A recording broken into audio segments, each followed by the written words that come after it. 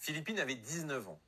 Kalma avait 62 ans le 18 juillet 2024 quand elle a été retrouvée poignardée par son ex-mari, déjà connu des services de police, pour des faits de violence conjugale. Le 18 juin 2024, Lisiane avait 82 ans quand elle a été retrouvée morte poignardée par un de ses voisins, déjà connu des services de police, pour des faits de violence sexiste et sexuelle. Le 7 septembre, à Mormant, une femme de 36 ans a été retrouvée morte, poignardée par son mari. Il a avoué l'avoir tuée, elle et ses deux filles. Alors Jordan, où étais-tu pour Kalma? Pour Amandine? Pour Laïa? Pour Perrine? Pour Fatima? Pour Alexandra? Pour Marie? Pour Dominique? Où étais-tu pour ces 104 autres femmes victimes de violences sexistes et sexuelles dans notre pays? Où étais-tu quand ces hommes, ces agresseurs, étaient des Français? Où étais-tu pour Gisèle? Où était ton costume? Où était ton air triste? Où était ton discours féministe pour toutes ces femmes qui n'avaient pas le bon agresseur à tes yeux? Alors non, Jordan, la justice n'est pas trop laxiste. La justice applique la loi. En revanche, la loi n'est pas assez forte. La loi fait preuve de manquement sur le sujet des violences sexistes et sexuelles, et pourtant, qui écrit la loi? Les députés.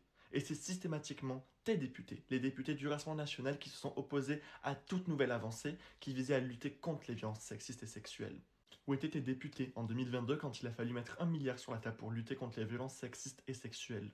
Où étais-tu en 2021 quand il a fallu au Parlement européen voter pour un rapport qui condamnait les violences sexistes et sexuelles au sein de l'Union européenne? Heureusement que la honte et que le manque d'humanité ne sont pas un crime, parce que tu serais le premier criminel de France. Récupérer les drames familiaux, les drames des individus, pour servir tes idées politiques, tout en instrumentalisant des causes qui ne sont pas les tiennes, c'est ce qu'on appelle la honte. La honte qui est sur toi. La honte qui est sur toi, qui ferme tes yeux sur les 104 autres victimes de ce qui se passe aujourd'hui en France. La honte sur ton silence, sur les 245 000 femmes victimes de violences conjugales en permanence dans notre pays. La honte sur ton silence, sur les 120 000 agressions sexuelles recensées dans notre pays. Alors tu as peut-être de beaux costumes, de beaux discours et un très sérieux jeu d'acteurs. Mais nous ne sommes pas dupes. Nous voyons ton instrumentalisation des drames familiaux. Nous voyons ton instrumentalisation des luttes.